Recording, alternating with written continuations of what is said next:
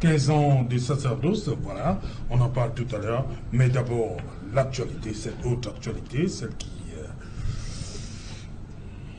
qui a commandé votre invitation. Comment vous avez accueilli cette sortie du gouvernement de la République à travers le communiqué du ministre Sadi, porte-parole du gouvernement? Comment ça a été accueilli au niveau de l'Église catholique de manière globale? Bon, c'est une réaction, je crois, normale dans le fonctionnement d'un État qui refuse, au moins pour une fois, d'être sourd à ce qu'on dit, quand bien même la parole viendrait des personnes les plus indiquées, qui sont par excellence les ministres du logos, du discours, qui est habillé de vérité, parce que c'est ça le discours des prophètes. Donc, c'est la bienvenue, même si d'entrée de jeu, en le parcourant, je me suis rendu compte que le ministre s'est littéralement trompé en introduction lorsqu'il dit que depuis quelques jours, plus précisément à la suite du message de fin d'année du chef de l'État à la nation, l'on a pu noter ça et là diverses réactions de nos concitoyens à travers les médias conventionnels, les réseaux sociaux, dont celle de quelques prélats de l'Église catholique en rapport avec l'élection présidentielle prévue cette année, je parle du 31 décembre, alors que moi j'étais sur la cour de la cathédrale lorsque RFI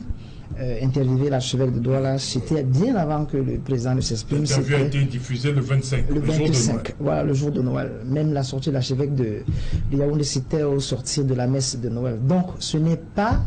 C'était pas une réaction. Gandélé, c'était le 29 décembre. Voilà, c'était pas une réaction par rapport à la suite. Donc, déjà ça. Encore que nous-mêmes, sur Veritas, nous avons diffusé le discours du chef de l'État. Bon, ce que je retiens quand même, c'est que le ministre a rappelé qu'il n'existe pas de conflit entre le gouvernement et les confessions religieuses. Pour rappeler aux uns aux autres que d'ailleurs, l'État du Cameroun et des Saint-Sièges sont liés par un accord, n'est-ce pas, un accord cadre qui a déjà 11 ans cette année, parce que le 10e anniversaire a été célébré en octobre dernier. Cet accord a été signé précisément le 13 janvier 2014 entre Monseigneur Pierre Piopo et quelque chose comme ça, qui était ministre des Relations extérieures à l'époque. Donc l'Église exerce dans un cadre juridique qui est bien connu. Et l'État reconnaissant dans cet accord le rôle fondamental que joue l'Église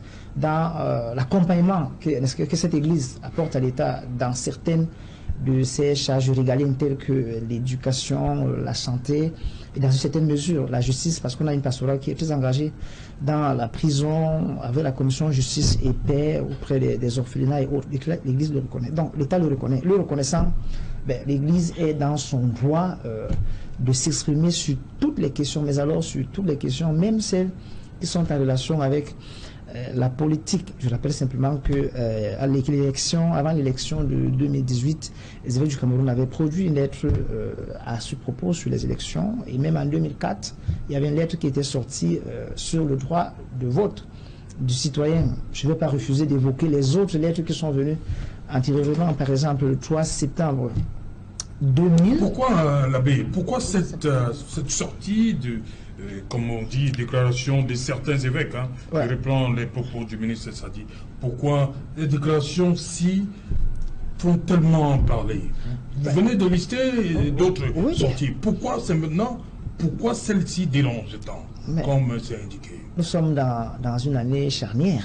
Ça, personne ne l'ignore au Cameroun, sauf ceux qui sont encore endormis. Nous sommes en Nous pensons que votre discours a un impact, peut impacter? Bien sûr, nous sommes en 2025 et il fallait bien que quelqu'un secoue la fourmilière, parce que j'ai l'impression que les gens dormaient. Et je dis de manière métaphorique, la sortie des évêques est une sortie prophétique. Ils ont versé de l'eau bénite en signe de bonne année sur le Cameroun. Et quand on verse l'eau bénite, les démons de la malgouvernance, de la prévarication, de la corruption s'agitent. Donc, voilà la réaction de ceux qui ne comprennent pas ce que font les évêques. Et je crois que après l'agitation, il faut qu'ils passent à autre chose. Après cette eau bénite, je crois qu'il faut qu'on utilise maintenant l'encens. On continue à encenser, n'est-ce pas, pour purifier tous ces démons qui dérange le Cameroun et empêche le Cameroun de décoller. C'est dans un élan de l'espérance, dans la célébration de ce jubilé de l'espérance que vit l'Église pendant cette année 2025.